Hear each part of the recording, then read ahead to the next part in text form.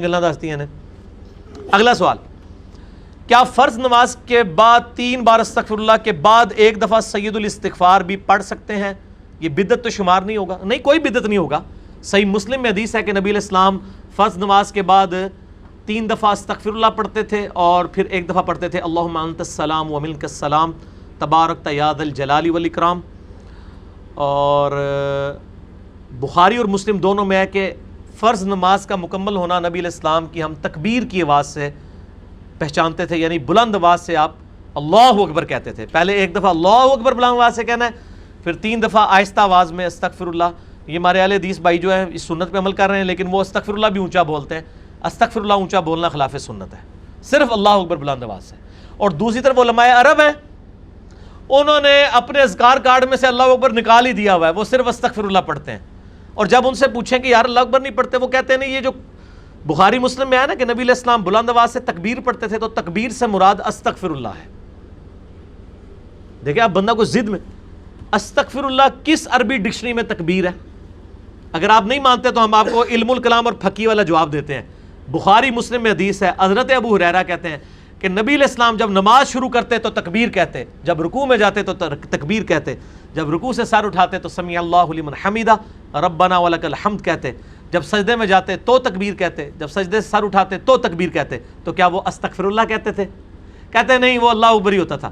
تو بخاری مسلم میں جو ہے کہ نماز کا ختم ہونا میں تکبیر کی آواز سے پہچانتا تھا، تو وہ بھی پھر استغفر اللہ نہیں، تکبیر ہی ہے۔ یہ میں نے فقی علماء عرب کو بھی دی تھی، اور وہ بڑے ضد میں ہیں۔ وہ کسی کارڈ کے اوپر ان سے جو عربی کارڈ بھی چھپ کے آتے ہیں نا، آپ لوگ دیکھیں نا، وہ اللہ اکبر نہیں لکھا ہوتا۔ یہ تو شکر ہے دارالاسلام والوں نے، چونکہ انٹرنیشنلی سب سے بڑا ادارہ ہے اہل حدیث کا، انہوں نے جو اذکار والے چھاپے ہیں اس میں اللہ اکبر چھاپا ہے، تو یہ عام ہوا ہے، ورنہ پاکستان کے اہل حدیث بھی اس کے اندر مبتلا ہو گئے تھے۔ اب ایون یہاں جو عرب ملکوں سے اہل حدیث آتے ہیں نا، وہ اللہ اکبر نہیں اونچا کہتے، وہاں پہ ٹرینڈ نہیں ہے، وہ سنت ہی کھا گئے ہوئے ہیں۔ دیکھو ایک سوال میں کتنے جواب دیتے ہیں۔ تو استغفر اللہ کے بعد آپ سید الاستغفار پڑھ سکتے ہیں۔ بخاری میں حدیث ہے، جو بندہ سید الاستغفار صبح کے وقت ایک دفعہ پڑھ لے پورے یقین کے ساتھ، یہ انٹرنیشنل نمبر کے مطابق ہے 6306۔ ٹھیک ہے جی، ابھی تو میں جوان ہوں۔ اللہم انت ربی لا الہ الا انت خلقتنی وانا عبدک وانا علی عہدک ووعدک ما استطعت اعوذ بک من شر ما صنعت ابوء لک بنعمتک علی وابوء بذنبی فاغفر لی فانہ لا یغفر الذنوب الا انت۔